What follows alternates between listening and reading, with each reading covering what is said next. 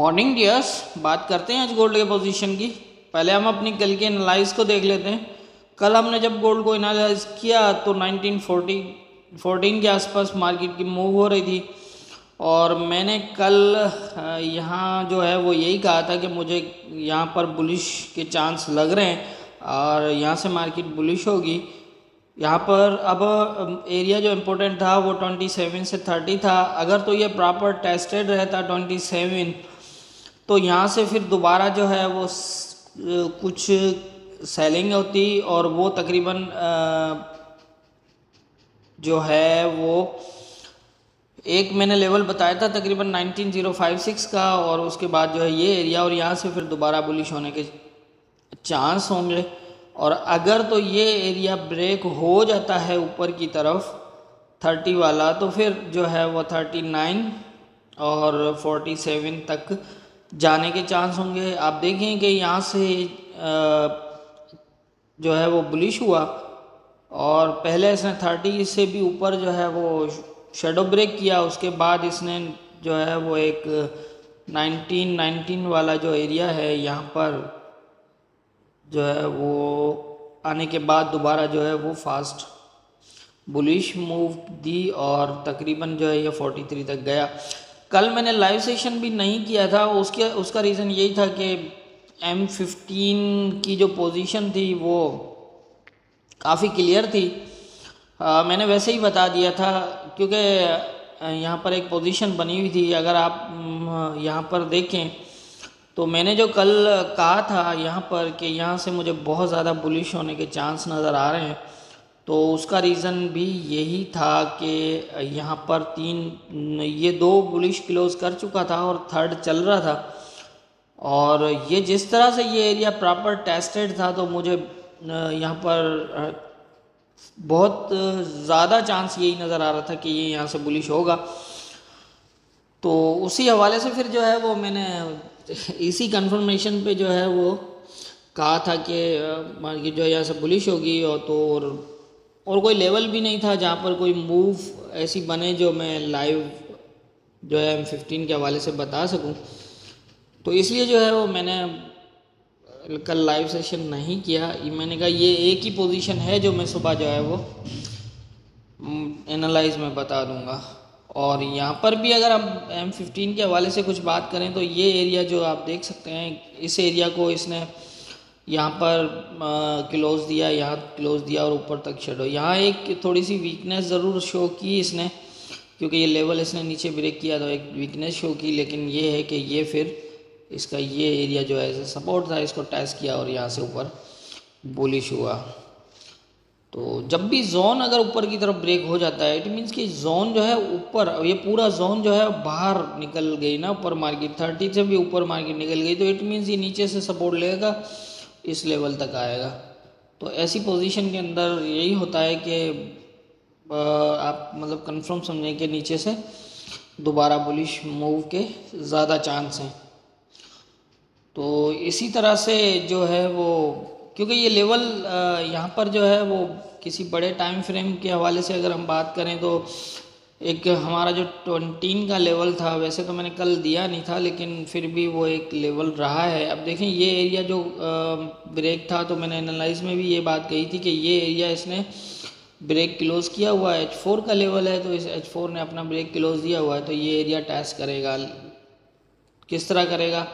अब ये अगर टेस्ट करता है अपना एरिया तो इसका पहला ये था, ये इससे ब्रेक हुआ तो फिर जो है वो इसने 1906 वाला जो मैंने बताया था तो ये 8 तक गया और फिर ये दोबारा जो है वो बुलिश मूव। इस तरह से मार्केट मूव करती है। अगर बड़े टाइम फ्रेम का फर्स्ट क्लोज लगता है तो वो अपने मतलब H4 का लगा यहाँ तो H4 अपना लेवल टेस्ट करेगा, लेकिन एक बार ये अपना नीचे से रीटेस्ट कर चुका है और ये दोबारा यहाँ तक आ चुका है तो फिर यहाँ छोटा टाइम फ्रेम ही जो है वो रिएक्ट करेगा क्योंकि ये तो ऑलरेडी ब्रेक कर चुका था इस लेवल को।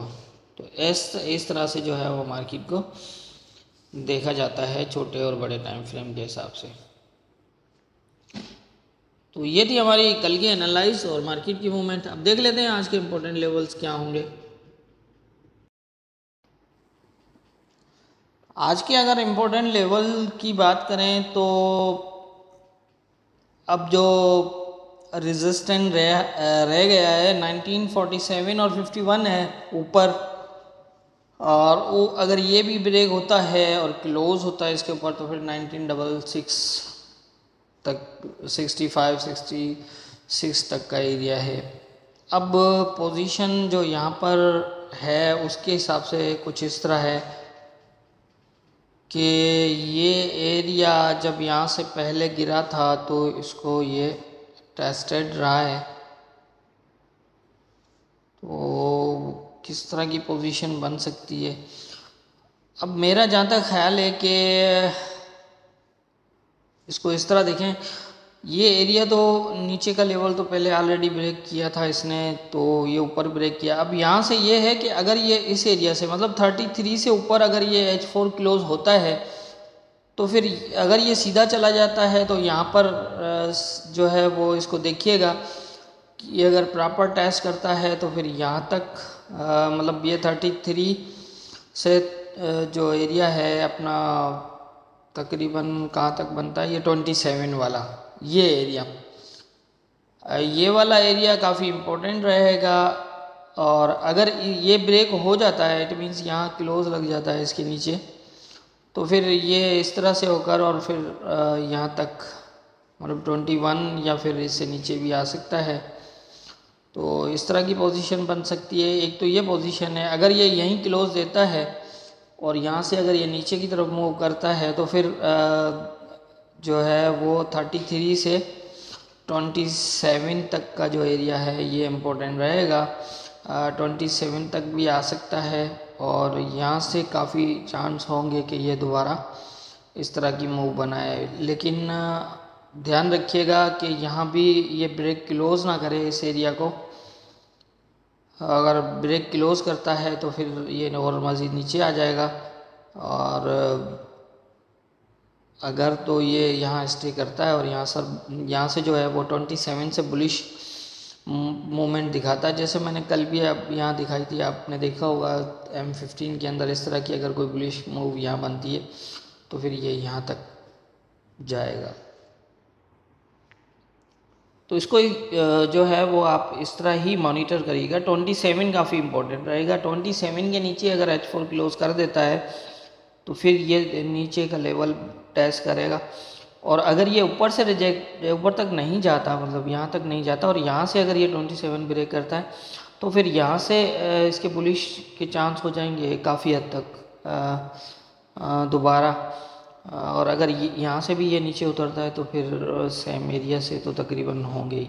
ये इस सूरत में होगा जिस सूरत में ये पहले ये एरिया टेस्ट ना कर गया है, और अगर ये इसको प्रॉपर टेस्ट करता है इट मीन्स जैसे ये हुआ है, आप देख रहे होंगे यहाँ पर ये जो है ये पहले हुआ है, इस तरह से अगर ये यहाँ से रिजेक्ट होता है तो फिर इसके अंदर एक सेलिंग भी आ सकती है। वो ज़्यादा तो नहीं, आपसे देखें ट्रेंड स्ट्रॉन्ग बुलिश है, ये तो आप समझ रहे हैं। तो ऐसी पोजीशन के अंदर तो कोशिश करें कि सेल ना करें, जैसे मैंने पहले दिन भी ये कहा था कि सेल से थोड़ा साइड करें, लेकिन अगर कोई बड़ी मूव सेल की दिखाता है तो आप प्रॉपर जो है लेवल के ऊपर ही एंट्री लें। इट मीन्स कि जैसे यहाँ पर ये रिजेक्ट हुआ ना, यहाँ पर 32-33 के एरिया, तो यहाँ आप देख रहे हैं कि ये जब यह रिजेक्ट हुआ है तो आपको आपकी एंट्री इस एरिया के आसपास बनती है और आपका एसएल भी यहीं बनता है, मतलब ज़्यादा बड़ी एसएल भी ना हो, ताकि क्योंकि ट्रेंड के अगेंस्ट जो है वो हमेशा ट्रेड जो है लॉस देती है, और उसमें भी अगर बड़ी मूव लग रही है तो फिर मजबूरी हो जाती है कि भाई ठीक है अब कुछ ना कुछ निकाल लें। अगर सेफ साइड समझें तो साइड करें, लेकिन अगर फिर भी कोई प्रॉपर मिलता है जहाँ 20-30 पिप्स की ही एसएल है तो वो अपनी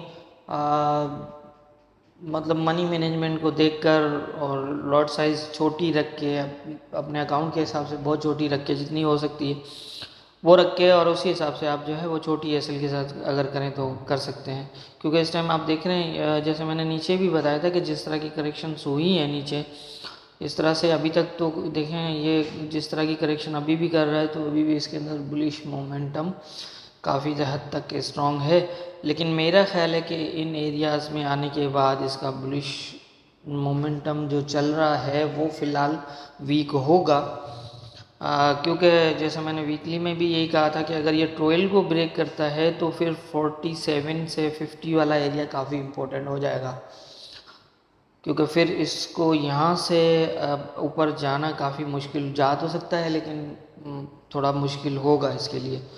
तो इस तरह आप लेवल टू लेवल ही मार्केट को मॉनिटर करिएगा। अभी तक जो करंट पोजीशन है उसके हिसाब से तो हम यही कह सकते हैं कि इसके अंदर बुलिश मोमेंटम है कुछ कदर, लेकिन अब अगर देखें तो मुझे ये लग रहा है कि ये 47 और 51 के आसपास इसकी जो एक स्ट्रॉन्ग बुलिश चल रहा था ट्रेंड, वो थोड़ा सा वीक होना स्टार्ट हो जाएगा। और स्टार्ट हो जाए मतलब हो जाएगा, इसका ये मकसद नहीं है कोई बड़ी सेलिंग होगी, लेकिन वही है करेक्शन की बात हो कर सकते हैं। इट मीन्स कि अगर ये इसको शैडो ब्रेक करता है तो पॉसिबल है कि ये यहाँ तक आ जाए, मतलब यहाँ तक। तो ये भी अगर आप देखें तो तकरीबन 300 पिप की मूव है। तो 300 पिप नीचे गिरने का मकसद ये नहीं होगा कि ये वीक हो चुका है और सेल हो चुका है, लेकिन ज़ाहिर है जब ये नीचे से तकरीबन नियर अबाउट कितना कह सकते हैं, तकरीबन 1300-1400 पिप्स जो इसने मूव की है ऊपर, तो उसमें अगर 300 पिप की करेक्शन करता है तो कोई ट्रेंड वीक तो नहीं होगा, लेकिन ये बड़े टाइम फ्रेम की करेक्शन स्टार्ट होगी। तो उसी हिसाब से फिर जो है वो 300 पिप भी हमारे लिए तो पूरा दिन ही लगाएगा ये। तो ज़ाहिर है फिर हम किस तरह क्या कर सकते हैं तो आप समझते हैं खुद। तो इसी तरह से लेवल टू लेवल जो है मार्केट को फॉलो करिएगा। तो मेरे हिसाब से जो मेरी समझ है उसके हिसाब से मैंने बता दिया है। बाकी होना क्या है ये तो ऊपर वाला बेहतर जानता है। दुआ में याद रखिए।